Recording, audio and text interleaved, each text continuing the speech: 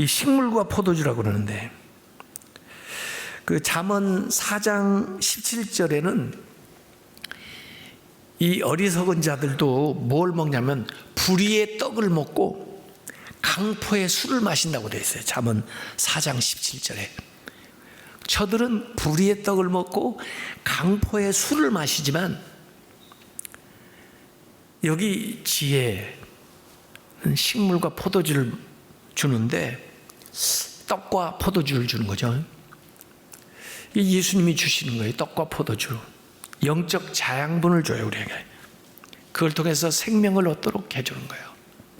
네. 그래서 잠언 9장 6절에 어리석음을 버리고 생명을 얻으라, 명철의 길을 행하라 하느니라. 그래서 여기 가만히 보면 안 믿는 사람은 어리석다고 보면 돼요.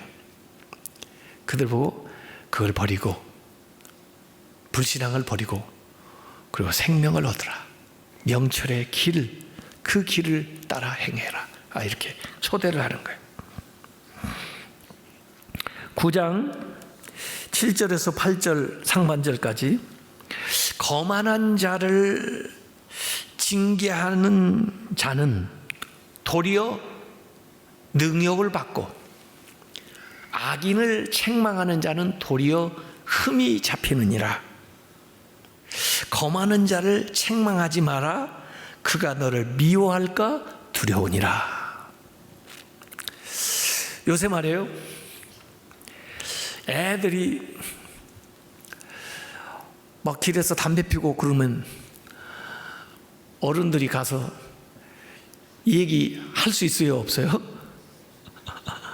옛날 같으면 혼냈어요. 그런데 요새는 잘못마다 했다가는 망신당해요. 요새뿐이 아니에요. 제가 연세대학에서 대학원을 다녔거든요. 그 연세대학 대학원 건물이 2층은 기숙사고 1층은 강의실이었어요. 근데 그때 우리 대학원장이신 문상희 교수님이 신약학을 가르치는데, 그 원장님이, 원장실이 2층에 있어요. 2층에서 이렇게 아래층을 내려보다 보면 1층 앞에 잔디밭이 있는데, 연세대학교 학생들이, 그건 뭐 신학생도 아니죠, 그냥 연사대학 일반 전공하는 학생들이 그 잔디밭에 삼삼오오 와가지고 담배를 피우고 있어요. 그러면 이분이 연세도 한 60 되셔가지고 그걸 못 참고 위에서 막 뛰어내려가시네요. 가지고 다짜고짜 뺨을 때려요. 이놈 새끼, 여기가 어디라고 여기 와서 담배 피는 거야? 그러면서. 그런데 이 대학생들이요, 그냥 맞질 않아요. 당신은 뭔데 나한테 그래? 그러고 담배는 거예요. 그럼 또 우리가 2층에 기숙사에 있다가 저 큰일 났다 그래가지고 우리 대학원생들이 쫄아가고 내려가가지고 가서 막는 거예요. 그래가지고 이분이 누군지 알아? 여기 우리 원장님이시오. 그리고 학생들 말려가지고 너희도 빨리 가. 그렇게 하고, 아유 원장님 들어가시죠. 그리고 우리가 모시고 올라오면서, 요새 애들 말 안 들어요. 그러지 마세요. 그런데도 이분은 막 씩씩거리면 이놈들이 말이야. 그래서 몇 번을 말렸는지 몰라요, 우리가 내려가서. 요새는 뭐 대학생이 문제가 아니라 뭐 중고등학생들도 남이 자기한테 자기 잘 되라는 얘기인데 무슨 책망이나 충고나 좋은 말을 못 해줘요. 좋게 안 받아요. 어리석기 때문에. 어리석은 사람은 모릅니다. 자기에게 그 말이 좋은지 몰라요. 그래서 몇 번 말을 해보세요. 가지고 안 들으면 어리석어서 몰라서 그러구나 하고는 이 얘기를 하지 마세요. 그 사람이 지혜로운 사람 같으면 벌써 알아들었습니다. 벌써 알아들었습니다. 그리고 고맙다고 합니다. 그리고 고칩니다. 근데 어리석은 사람은 자기한테 요구는 줄 알아요. 그래서 여기 그렇게 얘기한 거예요. 그래서 이 거만한 자의 특성이 나오는 거예요. 이 어리석은 자의 특성이 나오는 거예요. 어리석은 사람은 거만한 자를 징계하는 자는 도리어 능욕을 받고 망신당해요. 봉변당해요. 이 얘기했다가 악인을 책망하는 자는 도리어 흠이 잡히느니라. 악인을 책망을 했다가 내가 잘못한 것도 아닌데 나한테 막 되레 화를 내고, 거만한 자를 책망하지 마라. 그가 너를 미워할까 두려우니라. 하셨어요? 나를 미워해요. 나는 자기를 위해서 한 말인데, 자기 잘 되라고 그랬는데. 어리석은 자예요. 그래서 이 거만한 자의 특성은 뭐냐면 한마디로 얘기하면 안 듣는다 그 말이에요. 안 들어. 안 듣습니다. 벽에다 대고 얘기하는 것이 낫지, 괜히 그 자에게 얘기했다는 오히려 내가 해를 당하니까. 어리석은 자의 특성은 안 듣는다예요. 안 들어요. 그래서 솔로몬이 지혜를 구한 기도가 뭐냐면 듣는 마음을 주세요. 그렇게 기도한 거예요. 지혜로운 사람의 특성은 들어요. 듣되 잘 들어요. 분별력 있게 들어요. 분별해서 들어요. 뭐 우리가 얘기하다 보면 감정이 실리기도 하고 또 좋은 말도 해주지만 그러지 않은 것도 좀 있을 수 있는데, 약간 잘 듣는 사람은, 지혜로운 사람은 그걸 잘 분별해서 들어요. 이렇게.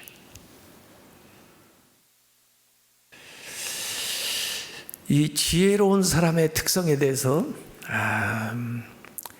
어저께 어느 책에 읽어보니까 지혜로운 사람의 특징은 이 거절할 것을 분별해내는 능력이 있는. 그러니까 누가 무슨 얘기를 하든 또 어떤 걸 보든 또 무슨 일을 하든 분별력이 있어가지고, 요새는 너무 우리에게 막 주는 정보도 많고 전부 뭐 하라는 것도 많고 뭐 좋아 보이는 것도 많기 때문에 그걸 잘 분별하는 거, 이게 지혜로운 사람이에요. 그래서 좋은 걸 받아들이고, 네. 그리고 다른 것은 근데 이 어리석은 사람은 아무것도 안 들어요. 그 완악하죠. 완악해요. 마음이 완악해요. 그리고 자존심만 자꾸 내세우고, 그리고 굉장히 교만해요. 아집이 심하고. 그래서 거만한 사람, 어리석은 사람은 그래가지고 점점 더 어리석어져요. 안 들으니까. 안 들으면 계속 더 어리석어진 수밖에 없어요. 그래서 자기 좋아지라고 잘 되라고 이 얘기하는 사람을 능욕하고 그 사람의 흠을 잡고 그 사람을 미워해요. 이게 거만한 자의 특성. 지혜로운 사람의 특성은 9장 8절 하반절에 나와요. 지혜 있는 자를 책망하라. 책망을 했는데도 그가 너를 사랑하리라. 징계를 받았는데도 불구하고 내가 잘못했구나, 나를 잘 되라고 하는구나, 참 나를 위해서 그러는구나, 이렇게 해가지고 그를 오히려 사랑하는 거예요.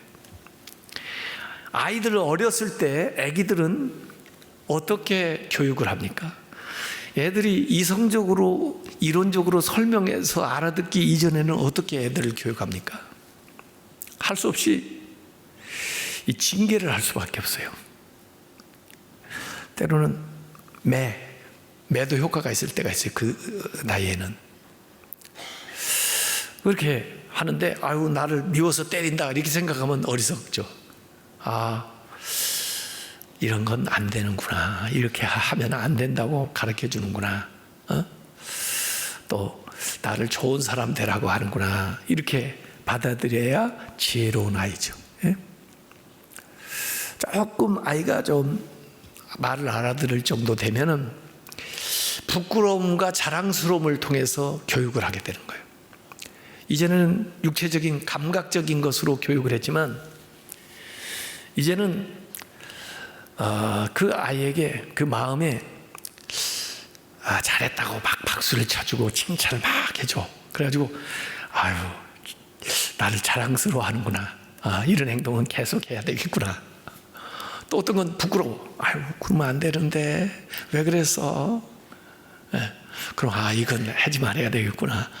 이게 애가 조금 이제 감각적인 단계에서 이성적으로 이제 마음으로 이해하는 그런 단계로 가는 거예요. 그러다가 이제 애가 이론적으로 아는 단계로 가는 거예요. 근데 나중에 이론적으로 충분히 알 수 있는 나이인데도 아이에게 매를 든다. 이건 효과가 없는 거예요. 그리고 애한테 오히려 상처를 줄 수가 있는 거죠. 그래서 그 아이의 그 발달 단계에 따라서 이렇게 해야 되는데, 어쨌든 그 사람이 내가 하는 이 말이 자기에게 유익하게 받아들이냐, 자기에게 뭐 해가 되는 것으로 받아들이냐, 이걸 잘 한번 봐야 돼요. 근데 어리석은 사람은 자기한테 자기를 미워한다고 생각해요. 자기한테 해를 끼친다고 생각해요. 지혜로운 사람은 자기한테 유익하다고 생각해요. 자기를 사랑한다고 생각해요. 같은 거라도. 그래서 그렇게 교육을 해야 돼요. 그래서 지혜 있는 자는 책망을 해라. 그가 너를 사랑하리라. 그래서 누구를 뭔가 충고를 하고 물은 얘기를 할 때 잘 봐서 하세요. 분별을 하셔가지고. 같은 말을 하고는 봉변당할 수도 있으니까. 근데 저 사람은 참 말하면 잘 그걸 알아듣고 그 다음에 그걸 고치고 또 나아진다 이렇게 생각하는 사람들은 이야기를 적절하게 잘 해줘야 돼요. 그래야 그 사람이 더 지혜로운 사람이 된 거예요. 그래서 어리석은 사람은 더 어리석어지고, 지혜로운 사람은 그 좋은 말을 자꾸 듣고 해주는 사람을 사랑하고 그러기 때문에 더 지혜로워지고 이렇게 되는 거예요. 그래서 거기 9절에도 지혜 있는 자에게 교훈을 더하라. 그가 더욱 지혜로워질 것이요 의로운 사람을 가르치라. 그의 학식이 더하리라. 이렇게 되면 얼마나 좋겠어요. 그러니까 아이들도 자녀들도 가만히 생각을 해보시라고요. 이 아이들이 어느 단계에서 이렇게 어긋났나. 내가 좋은 말을 해주는데도 이 아이는 왜 그 말을 받아듣지 않고 저렇게 엇나가게 행동을 하나. 어느 때 그랬는가 한번 생각을 하고, 그 아이가 계속해서 잘 그걸 수용하는 삶을 살면 계속해서 성장하고 계속해서 지혜로워지고 계속해서 더 의로워질 텐데, 그러지 못할 그런 과정이 있단 말이에요. 그래서 그걸 우리가 한번 잘 생각해요. 그래서 그걸 풀어야 돼요. 그걸 이해를 시켜야 돼요. 이게 너를 사랑해서 그렇지 미워한 게 아니었는데 네가 그렇게 오해를 했구나. 아니 내가 혹시 잘못 표현을 했구나. 그래서 그걸 풀어야 돼요. 그러지 않으면 이제 더 효과가 없어요. 9장 10절에 다시 이 잠언에서 계속 나오는 말이 반복됩니다. 여호와를 경외하는 것이 지혜의 근본이요 거룩하신 자를 아는 것이 명철이니라. 지혜와 명철을 얘기하는데 혹시 세상에서 말하는 지혜 명철을 얘기할까 봐 가끔 여기다 한 번씩 중간에 얘기해 주는 거예요. 지혜, 여호와 경외하는 것이 시작이야. 여호와를 경외하지 않아? 시작도 못했어. 이런 거예요. 명철, 그 거룩하신 자 하나님을 아는 것이 명철한 거야. 세상에 무슨 박사라고 보면서 하나님도 모르면 그건 아직 성경적으로 보면 명철한 사람이 아니에요. 그냥 세상적으로 공부 많이 한 사람인지는 몰라도. 그래서 세상 지혜와 다르다. 세상 지혜 가지고는 하나님 모른다. 하나님께는 세상 지혜롭다는 사람이 다 어리석다. 뭐 그런 얘기예요. 자, 9장 11절에 다시 8장에서 나온 것처럼 지혜가 자신을 나라고 표현해요. 나 지혜로 말미암아 너의 날이 많아질 것이요 너의 생명의 해가 너에게 더하리라. 이렇게 너의 날이 많아진다. 그냥 단순하게 그 얘기는 뭐예요? 장수한다는 말이죠. 장수. 너의 날이 많아지니까 날이 계속 많아져 보세요. 장수하는 거죠. 너의 생명의 해가 너에게 더하리라. 예. 날도 많아지고 해도 많아지고 나이가 계속 건강하게 사는 얘기를 하겠죠. 이게 장수인데 요새는 뭐 장수도 중요하지만 지금 자기가 하는 일 또는 다른 사람들에게 이 받고 있는 그런 사랑과 존경 이런 것들이 더 계속된다. 그렇게 이해를 해야 되죠. 그러니까 더 존중받고 더 명예로운 그런 삶을 살게 될 것이다. 그렇게 얘기하는 거죠. 그래서 단순히 세월만 많게 해주는 것이 아니고 그 하는 일들을 더 잘 오랫동안 또 그가 받은 그 명성을 더 오랫동안 그렇게 누리게 해준다. 그런 겁니다. 사실 지금은 오래만 산다고 좋은 게 아니에요. 이 삶의 질이 굉장히 중요한데 요새는 죽음의 과정을 굉장히 넓혀놔가지고 삶의 질이 너무 떨어져요. 그런 얘기를 해도 될지 몰라도 미국에는 우리 한국처럼 이렇게 요양원이 많지가 않아요. 옛날에도 있었거든요, 요양원이. 그렇지만 그렇게 많지가 않아요, 지금도. 근데 우리 한국은 어느 순간에 확 생기기 시작하더니 엄청 많아져 버렸어요. 그래서 결국 돌아가시는 분들이 병원에서 돌아가시거나 요양원에서 돌아가셔요. 집에서 돌아가신 분은 거의 없어요. 병원에서도 요새 잘 안 돌아가시고 요양원에서 돌아가셔요. 근데 요양원에서 돌본다고 하지만 요양원에 일단 들어가시면 자유롭게 활동을 못해요. 나오실 수가 없어요. 가족들도 잘 가서 만나지를 못해요. 이게 좀 이상하게 들어온 것 같아요. 내가 볼 때는 우리 한국에 좀 이상하게 들어온 것 같아요. 그러다 보니까 삶의 질이 한꺼번에 많이 떨어진 거예요. 그 떨어진 삶의 질을 계속 유지해 나가는 거예요. 이렇게. 이전에 우리가 식물인간이라는 말이 있었거든요. 이렇게 뭐 교통사고나 이런 일을 당해가지고 의식하지 못하고 그러나 생명은 있는 그 이제 활동을 할 수 없는 그런 식물인간 상태가 있는데 요양원에 들어가서 그런 상태를 뭐 1년, 2년 계속 그렇게 가져가는 경우가 많아요.